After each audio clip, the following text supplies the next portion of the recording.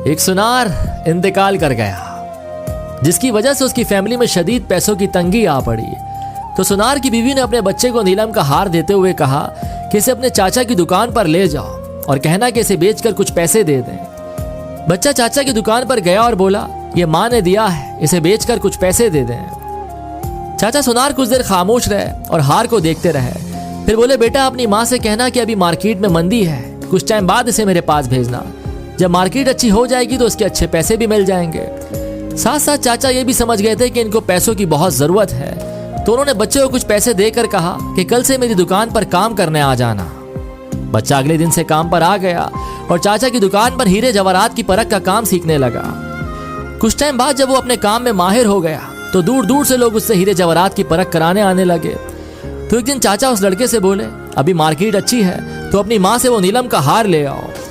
लड़का घर गया और अपनी माँ से नीलम का हार मांगा कि चाचा मांग रहे हैं। माँ हार लाई तो लड़का उसे देखकर चौंक गया और बोला, माँ ये तो नकली है, और हार वहीं छोड़कर वापस चाचा के पास आ गया।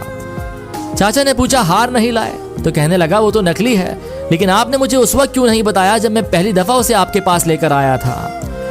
तो चाचा बोले, अगर मैं उस वक्त तुम्हें ये बात बता देता कि वो हार नकली है तो तुम और तुम्हारी माँ को लगता कि आज हम पर बुरा वक्त आ गया है, तो सगा चाचा भी हार को नकली बताकर हमसे मुनाफा कमाना चाहता है।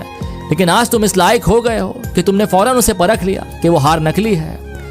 अक्सर हम गलत फहमियों का शिकार होकर अपने ही करीबी रिश्तों से दूरी बना लेते हैं या उन्हें खो बैठते हैं। तो अगर आपको इस सब से बचना है तो हर बार हमेशा सच्चाई को ही परखना है।